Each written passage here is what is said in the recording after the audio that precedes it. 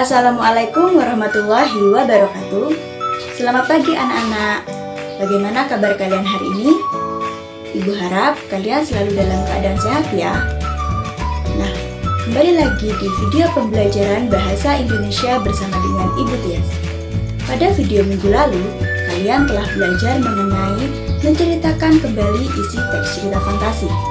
Di video pembelajaran kali ini, kita akan belajar mengenai KD 3.4, yaitu menelaah struktur dan kaidah kebahasaan cerita fantasi yang dibaca dan didengar. Lalu kira-kira apa saja ya materi yang akan kita pelajari? Yuk simak video ini bersama.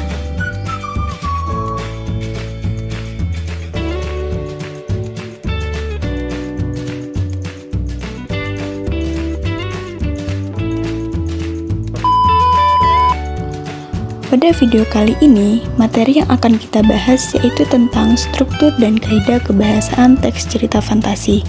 Nah, memasuki materi pembelajaran yang pertama, kita akan membahas mengenai struktur teks cerita fantasi.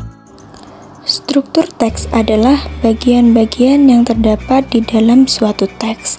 Nah, pada dasarnya, teks cerita ini hanya terdiri dari 3 struktur, yaitu orientasi, komplikasi, dan resolusi. Nah, berikut penjelasan mengenai struktur teksnya. Yang pertama adalah orientasi. Pada bagian orientasi ini merupakan awal dari sebuah cerita yang biasanya berisi tentang pengenalan latar, tokoh, watak tokoh, dan konflik. Pada bagian ini, penulis dapat mengembangkan deskripsi tokoh, latar, dan konflik sehingga pembaca dapat menemukan tokoh yang terdapat dalam teks, latar, serta konflik yang akan muncul. Nah, di dalam mengungkapkan struktur cerita pada bagian orientasi ini, terdapat variasi yang dapat digunakan oleh penulis, yakni pada bagian ini dapat dikembangkan dari deskripsi latar, dikembangkan dari pengenalan tokoh, dan juga dikembangkan dari pengenalan konflik. Lalu yang kedua adalah komplikasi. Di bagian ini, penulis menghadirkan konflik atau mulai timbulnya masalah yang dihadapi oleh tokoh utama dalam cerita hingga masalah memuncak. Nah, masalah tersebut dapat dikembangkan menjadi rangkaian cerita dengan menggunakan alur yang menarik. Dalam tahap komplikasi ini terjadi hubungan sebab akibat yang dapat menimbulkan konflik. Dengan kata lain, di bagian komplikasi ini pembaca dapat mengetahui bagaimana cerita mengalir dari sebuah permasalahan atau konflik awal lalu menjadi semakin rumit hingga masalah memuncak.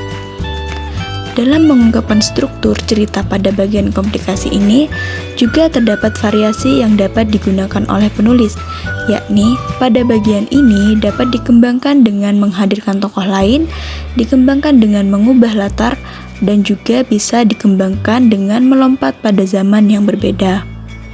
Lalu yang ketiga adalah resolusi. Dalam resolusi ini berisi penyelesaian masalah dari konflik yang terjadi.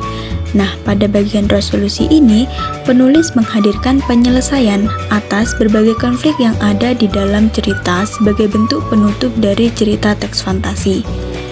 Nah, di dalam mengungkapkan struktur cerita pada bagian resolusi ini, terdapat variasi yang dapat digunakan oleh penulis, yakni pada bagian ini dapat dikembangkan dengan lompatan waktu, dikembangkan dengan sebab akibat yang unik, dan dikembangkan dengan kejutan. Nah, memasuki materi pembelajaran yang kedua, yaitu tentang kaidah kebahasaan teks cerita fantasi. Nah, dalam materi ini, kita akan mempelajari mengenai kata ganti orang, kata pencerap panca indera, kata bermakna kias dan makna khusus, kata sambung urutan waktu, ungkapan keterkejutan, dan dialog atau kalimat langsung. Berikut penjelasan dari masing-masing subbab materi tersebut. Yang pertama adalah penggunaan kata ganti orang. Kata ganti orang merupakan salah satu jenis kata ganti yang paling sering digunakan. Nah, kata ganti orang ini disebut juga dengan pronomina personal.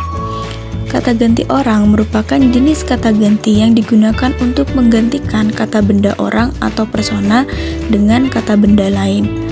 Kata ganti orang ini dibagi menjadi 6 jenis, yaitu yang pertama ada kata ganti orang pertama tunggal, contohnya saya dan aku. Sedangkan kata ganti orang pertama jamak dapat dicontohkan dengan penggunaan kata kami dan kita. Lalu ada kata ganti orang kedua tunggal, contohnya yaitu kamu, Anda, dan kau. Sedangkan kata ganti orang kedua jamak, contohnya adalah kalian. Nah, untuk kata ganti orang ketiga tunggal, kalian dapat menggunakan kata dia dan beliau. Sedangkan untuk kata ganti orang ketiga jamak, contohnya yaitu adalah mereka. Nah, selain 6 jenis kata ganti yang disebutkan di atas, kata ganti orang juga bisa langsung menyebutkan nama orang atau tokoh yang terlibat dalam peristiwa yang ada di dalam teks cerita fantasi. Lalu yang kedua yaitu penggunaan kata pencerap panca indera. Cerapan panca indera merupakan gambaran-gambaran dalam pikiran atau angan dari seorang penulis.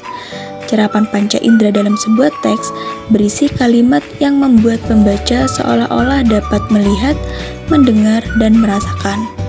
Nah, di dalam penggunaan kata yang mencerap panca indera dalam teks cerita fantasi, biasanya digunakan untuk mendeskripsikan latar tempat, waktu, dan suasana. Nah, silakan kalian simak contoh yang ada di dalam video pembelajaran ini.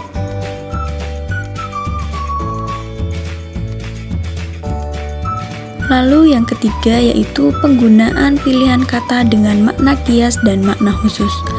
Makna kias sendiri memiliki pengertian yaitu sebuah kata atau ungkapan yang bukan makna sebenarnya. Contohnya, panjang tangan, artinya yaitu suka mencuri. Buah tangan artinya oleh-oleh, dan lain sebagainya. Sedangkan makna khusus adalah makna yang cakupannya lebih kecil atau lebih spesifik. Kata yang memberi makna khusus merupakan sebuah kata yang mempunyai ruang lingkup terbatas atau sempit, dan kata tersebut tidak bisa diperinci maupun dijabarkan kembali. Silakan kalian perhatikan contoh yang ada di dalam video pembelajaran ini. Lalu yang keempat adalah penggunaan kata sambung penanda urutan waktu. Nah, kata sambung urutan waktu yang dapat kalian gunakan dalam teks cerita fantasi yakni diantaranya adalah sebagai berikut. Kalian dapat menggunakan kata setelah itu, kemudian, sementara itu, tiba-tiba, ketika, sebelum, sampai, kemungkinan, dan lain sebagainya. Nah, penggunaan kata sambung urutan waktu ini digunakan untuk menandakan datangnya tokoh lain atau perubahan latar, baik itu latar suasana, waktu, dan tempat. Silakan kalian amati contoh yang ada di dalam video pembelajaran ini. Yang kelima adalah penggunaan kata atau ungkapan keterkejutan. Penggunaan kata atau ungkapan keterkejutan ini berfungsi untuk menggerakkan cerita atau memulainya masalah. Nah, ungkapan keterkejutan tersebut merupakan efek yang menambahkan kesan dramatis untuk membawa pembaca pada konflik di cerita tersebut. Silakan kalian cermati contoh yang ada di dalam video pembelajaran ini. Lalu yang terakhir adalah penggunaan dialog atau kalimat langsung. Kalimat langsung merupakan hasil dari dialog atau pembicaraan yang terdapat pada teks cerita fantasi. Penggunaan kalimat langsung digunakan untuk mendukung penggambaran latar dalam cerita. Adapun ciri-ciri kalimat langsung yakni sebagai berikut. Yang pertama, menggunakan tanda petik.